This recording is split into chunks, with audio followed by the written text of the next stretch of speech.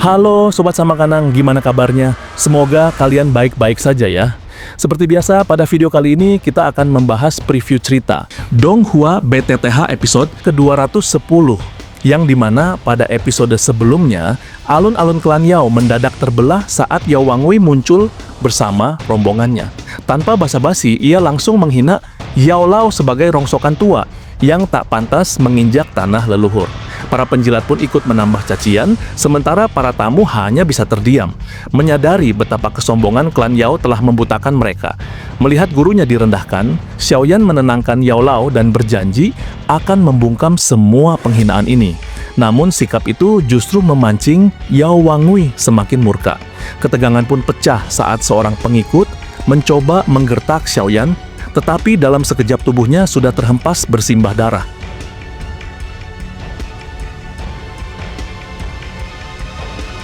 Rentetan tamparan brutal menyusul, melumpuhkan seluruh penjilat di hadapan publik.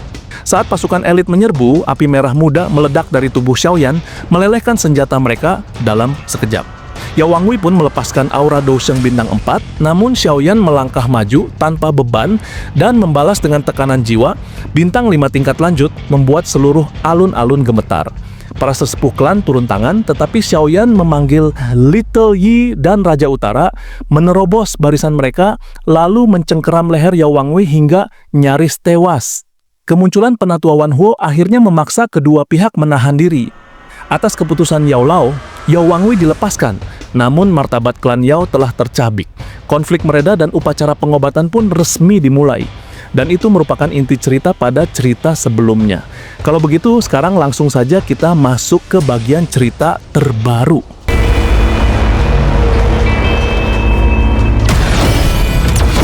Cerita ini berlanjut dengan diperlihatkan puncak Gunung Obat diselimuti oleh hamparan awan putih yang membawa aroma medis yang begitu murni dan halus, di mana sanggup membersihkan setiap kekeruhan dalam hati praktisi yang menghirupnya. Seolah-olah tempat itu adalah tanah suci yang terpisah dari dunia fana. Sehingga, di bawah stadion raksasa yang melayang megah di angkasa, lautan jutaan tanaman obat beraneka warna terbentang luas sejauh mata, memandang, menciptakan pemandangan yang memukau sekaligus mengintimidasi. Dari sana, aroma pil yang harum mulai membubung tinggi dari 4 kuali obat raksasa di sudut alun-alun, menyatu dengan kabut dan menciptakan suasana yang benar-benar sakral bagi para praktisi medis.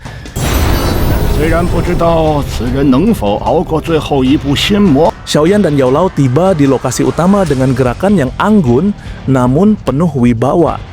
Melihat hal itu, penatua Wan Huo segera bangkit dari kursi batunya dan menyambut mereka dengan suara yang menggelegar di seluruh puncak gunung, secara khusus mengundang kepala aliansi Yao Chen dan Xiaoyan untuk duduk di jajaran kursi terdepan yang disediakan bagi tamu agung. Sontak sambutan hangat yang jarang terjadi ini memicu kegemparan luar biasa di antara ribuan tamu undangan. Lantas bisikan mengenai masa lalu Yao Chen sebagai sosok yang diusir dari klan mulai kembali bergema, dibarengi rasa takjub bahwa sang buangan kini kembali dengan martabat seorang pemimpin tertinggi aliansi yang menguasai Central Plains. Melihat hal itu, Yao Lao tertawa kecil dan mengajak Xiaoyan untuk duduk dengan langkah yang sangat mantap, sehingga menekankan bahwa posisi mereka saat ini adalah representasi dari kekuatan absolut aliansi Sky Mansion yang tidak boleh diremehkan oleh klan kuno sekalipun. Di sisi lain, para tetua klan Yao yang duduk di sekitar mereka tampak sangat canggung dan serba salah. Mereka menyadari bahwa pemuda di samping Yao Lao bukanlah lagi individu yang bisa mereka remehkan, melainkan seorang ahli yang sanggup mengguncang fondasi klan mereka. Tak lama setelah itu, Yao Lao berbisik kepada Xiaoyan bahwa upacara pembukaan ini hanyalah ajang bagi generasi muda klan Yao untuk memamerkan sedikit kemampuan mereka, namun kompetisi puncaknya akan mempertemukan para maestro alkimia tingkat tinggi yang kekuatannya bahkan melampaui para tetua di Menara Pil. Mendengar hal itu dari mulut gurunya, Xiaoyan tersenyum penuh percaya diri dan menyatakan bahwa ia akan menggunakan seluruh teknik yang telah diajarkan gurunya untuk membuktikan betapa bodohnya klan Yao karena telah menyia-nyiakan seorang jenius murni di masa lalu. Kendati demikian, Yao Lao mengingatkan muridnya dengan raut wajah yang sangat serius untuk tetap waspada. Sebab lawan di tahap final adalah individu-individu paling berbahaya dan legendaris di dunia medis. 他对炼药术的尊 Tak lama setelah itu, suasana alun-alun mendadak berubah menjadi sangat khidmat saat dentang gong raksasa bergema dengan frekuensi yang sanggup menggetarkan jiwa, menembus cakrawala. Melihat hal itu, seluruh anggota klan Yao berdiri serempak dengan wajah penuh penghormatan ketika awan di atas mereka terbelah secara dramatis, lantas menampakkan sosok Yao Dan, kepala klan Yao yang merupakan Dousheng bintang 7. Dia melangkah turun dari angkasa dengan aura yang begitu agung hingga sanggup membuat ruang di sekelilingnya membeku secara alami. Sontak Xiaoyan merasakan tekanan yang luar biasa berat dan secara instingtif memanggil Raja Utara untuk berdiri tegak di sisinya sebagai bentuk perlindungan murni. Tak lama kemudian, Yao Dan menatap Yao Lao dengan mata yang menyimpan 1000 emosi rumit sebelum akhirnya mendesah panjang dan mengakui secara jujur di hadapan publik bahwa klan mereka memang telah melakukan kesalahan besar di masa lalu karena telah mengusir sosok seperti Yao Chen. Ketegangan yang sempat mereda kembali memuncak ke titik didih saat sebuah kuali hijau pucat yang memancarkan aura kuno membelah langit sembari membawa lelaki tua legendaris yang dikenal sebagai Shen Nong. Melihat hal itu, Yao Lao terkesiap karena sosok yang sudah menghilang selama ratusan tahun itu kini muncul kembali dengan tongkat medis yang dipenuhi botol giok gemerincing. Shen Nong pun tidak segan-segan memberikan pujian tinggi kepada kekuatan spiritual Xiaoyan yang telah mencapai keadaan surgawi sempurna di usia yang begitu belia. Mendengar hal itu, darah dalam tubuh Xiaoyan terasa mendidih karena semangat kompetisinya terbakar hebat setelah mendapat pengakuan langsung dari legenda hidup seperti Shen Nong. Namun, kedamaian upacara itu tiba-tiba terkoyak secara brutal saat gumpalan awan hitam pekat melonjak dengan kecepatan yang luar biasa, sehingga memicu suara ratapan jiwa yang menyayat hati hingga memenuhi seluruh stadion. Dari situ, dari balik kegelapan yang pekat itu, muncul seorang pria parubaya berpakaian hitam yang memancarkan aura dingin, jahat, dan sangat menindas. Pria itu memperkenalkan dirinya sebagai Hun Huzi, sang jenius alkimia dari klan Hun yang datang tanpa diundang. Sontak, kehadiran Hun Huzi membuat wajah Yao Dan mengeras penuh amarah dan mata Yao Lao berkilat dengan kebencian yang sangat dalam. Melihat hal itu, seluruh hadirin kini menyadari bahwa upacara pengobatan ini bukan lagi sekadar pesta medis, melainkan medan pertempuran antara kekuatan-kekuatan paling dominan di seluruh benua Douqi. Xiaoyan tertegun sejenak, merasakan perubahan drastis pada aura gurunya yang biasanya tenang dan bijaksana. Sontak ia mengalihkan pandangannya secara tajam pada sosok pria parubaya berpakaian hitam yang melayang di angkasa dengan keangkuhan yang nyata, seolah-olah seluruh puncak gunung ini berada di bawah kakinya. Tak lama setelah itu, Yao Lao menjelaskan dengan suara yang bergetar karena kebencian yang telah lama dipendam bahwa pria itu adalah Hun Huzi, sang pengkhianat besar dari klan Hun yang dulu menyusup ke menara pil kecil hanya untuk menusuk gurunya sendiri dari belakang demi ambisi gelap klan Hun. Setelah mendengar hal itu, hati Xiaoyan bergetar hebat saat menyadari bahwa sosok di depannya memiliki kedudukan yang jauh lebih tinggi dan otoritas yang lebih mengerikan daripada Hun Misheng, sehingga ia adalah arsitek utama di balik skema kejam pengumpulan jutaan jiwa yang telah menyengsarakan benua selama bertahun-tahun. Tak lama setelah itu, kilatan membunuh yang dingin melintas di mata Xiaoyan. Lantas, secara mental ia langsung menandai Hun Huzi sebagai target utama yang harus ia musnahkan demi mematahkan sayap klan Hun selamanya.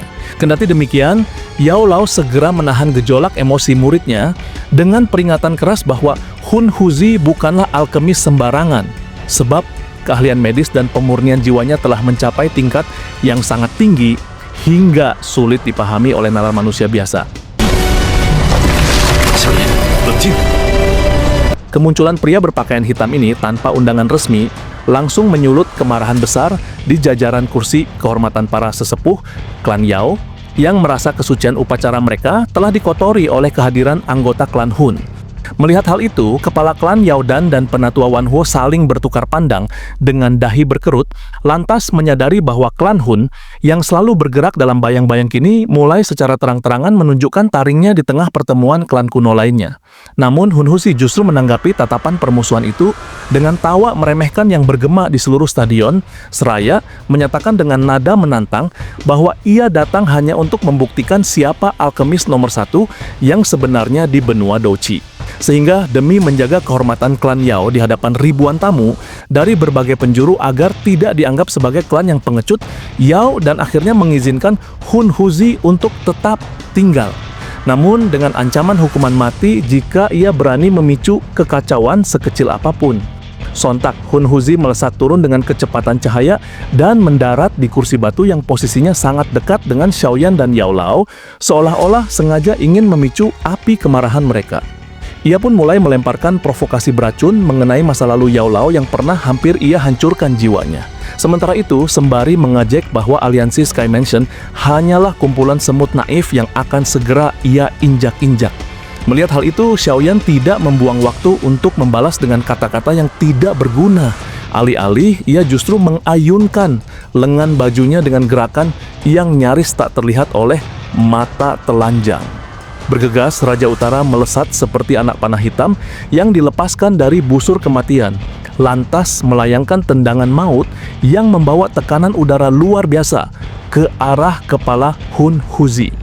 Tak lama setelah itu, Hun Huzi terpaksa mendistorsi ruang secara instan untuk menghindar sehingga meninggalkan kursi batunya hancur berkeping-keping menjadi debu halus di bawah kekuatan Raja Utara yang brutal. Melihat hal itu, Xiaoyan tetap tenang menyesap anggur obat aromatiknya yang disajikan pelayan klan Yao. Kemudian, lalu menyindir dengan nada datar bahwa sampah yang mengkhianati gurunya sendiri tidak pantas duduk terlalu dekat dengan orang-orang yang memiliki kehormatan. Hun Huzi yang merasa harga dirinya terluka hebat, mulai melepaskan fluktuasi energi hitam yang membuat atmosfer di stadion menjadi suram dan mencekam. Namun, Yao Dan segera menekan suasana dengan otoritas Dousheng bintang 7 miliknya, sehingga melarang segala bentuk pertumpahan darah sebelum api kuali dinyalakan.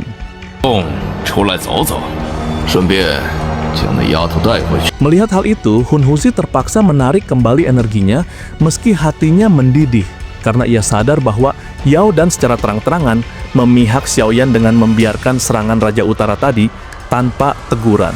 Di sisi lain, Yao Dan mengabaikan tatapan penuh kebencian dari utusan klan Hun tersebut dan berdiri tegak di tengah stadion terapung yang megah lantas menatap ke arah matahari yang mencapai puncaknya. Sontak suaranya yang menggelegar, layaknya guntur yang membelah cakrawala bergema di seluruh puncak Gunung Obat, seraya secara resmi mengumumkan bahwa upacara pengobatan yang paling legendaris dalam sejarah klan Yao telah resmi dimulai. Seluruh kuali di alun-alun Sontak mengeluarkan api yang berkobar bersamaan, sehingga menciptakan pemandangan yang megah sekaligus menandai awal dari pertarungan alkimia paling menentukan yang pernah disaksikan dunia. Klan Yao bukan sekadar sebuah klan, melainkan mereka adalah institusi alkimia terbesar yang pernah ada di dunia praktisi. Kebanggaan yang mereka miliki berakar dari garis keturunan kuno yang memberikan bakat instingtual dalam memanipulasi energi tanaman obat. Bagi anggota klan Yao, mempelajari alkimia semudah bernapas, sebuah keunggulan yang membuat alkemis dari seluruh penjuru Central Plains merasa kecil di hadapan mereka. Melihat hal itu, banyak yang menganggap bahwa klan Yao adalah puncak dari segalanya. Namun, di balik kemudahan itu terdapat jebakan yang mematikan. Sebab, ketergantungan pada kekuatan darah seringkali membuat mereka kehilangan kepekaan jiwa yang murni, sebuah syarat mutlak untuk menembus batas-batas mustahil di tingkat tertinggi. Dalam dunia alkimia, kasta tertinggi diduduki oleh guru pil tingkat 9. Tingkatan ini bukan sekadar angka, melainkan pemahaman tentang hukum alam. Tingkat ini terbagi menjadi 3 kategori sakral.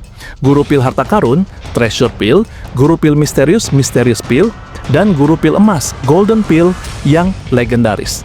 Sontak ingatan tentang keberhasilan Xiaoyan dalam memurnikan pil harta karun tingkat 9 di masa lalu menempatkannya di jajaran elit yang bahkan tidak membutuhkan pengakuan dari organisasi manapun, sehingga ia adalah penguasa api yang sah. Di atas semua itu hanya ada tingkatan D, yang mitosnya sanggup memberikan nyawa pada pil, sebuah tingkat yang telah hilang dari sejarah selama ribuan tahun sejak era para Dodi berakhir. Bagian pertama upacara pengobatan berlangsung selama beberapa hari yang melelahkan namun spektakuler. Stadion terapung itu dipenuhi oleh ribuan kuali dari para pemuda klan Yao yang saling beradu suhu api. Tak lama setelah itu, babak penyisihan berakhir dengan Yao Tian muncul sebagai juara pertama. Jenius klan Yao ini berhasil menciptakan fenomena alam yang luar biasa dengan menarik petir pil 9 warna yang menghiasi langit gunung obat dengan warna-warni yang memukau. Melihat hal itu, para sesepuh klan tersenyum puas seolah-olah martabat mereka telah pulih. Kendati demikian, senyum itu langsung membeku saat mata mereka melirik ke arah Xiaoyan yang duduk tenang, sebab mereka menyadari bahwa petir pil 9 warna milik Yao Tian akan langsung hancur jika berhadapan dengan petir iblis hitam yang sanggup dipanggil oleh Xiaoyan.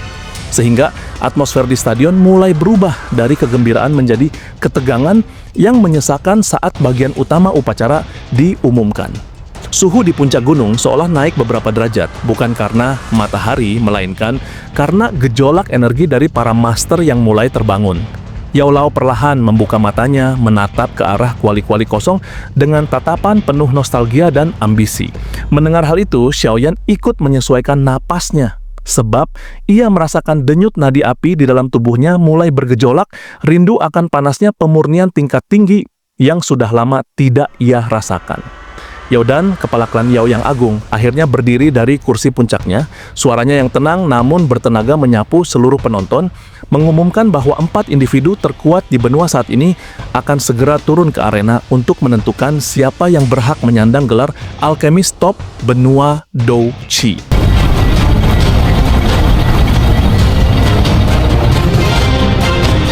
Sontak Hun Huzi memimpin serangan psikologis dengan melesat ke angkasa menggunakan awan hitam yang membawa aroma kematian.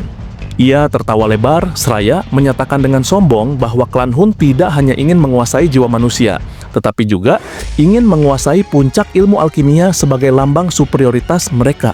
Melihat hal itu, Penatua Wan Huo tidak membiarkan kesombongan itu merajalela di rumahnya sendiri. Dengan dengusan dingin yang menggetarkan udara, ia melesat naik lantas menegaskan bahwa ilmu medis adalah tentang kehidupan, sesuatu yang tidak akan pernah dipahami oleh orang-orang dari klan Hun. Tak lama setelah itu, Pak Tua Shen Nong yang legendaris ikut bergabung di udara dengan langkah yang tenang namun penuh wibawa. Tongkat medisnya mengeluarkan bunyi gemerincing botol giok yang merdu, seolah-olah sedang menyucikan udara dari aura hitam Hun Huzi. Ia menyatakan bahwa membiarkan gelar suci alkemis jatuh ke tangan pembantai seperti klan Hun adalah sebuah tragedi yang harus dicegah dengan cara apapun. Ketiga raksasa tersebut kini telah berdiri di udara, membentuk segitiga kekuatan yang luar biasa menindas. Namun, mata ribuan penonton yang haus akan keajaiban segera bergeser ke arah satu sosok pemuda berpakaian hitam yang masih duduk di samping Yao Lao. Melihat hal itu, Xiaoyan bangkit dengan gerakan yang sangat halus, seolah-olah gravitasi tidak berlaku baginya. Dalam sekejap, tubuhnya meninggalkan serangkaian bayangan kabur, dan ia sudah berdiri sejajar dengan ketiga legenda tersebut.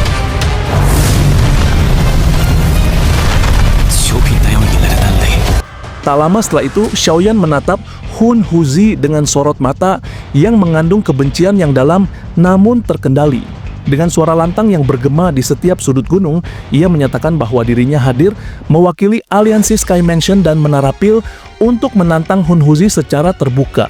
Ia secara terang-terangan menyebut Hun Huzi sebagai pencuri teknik alkimia, sebuah tuduhan yang sontak membuat suasana ini menjadi mencekam.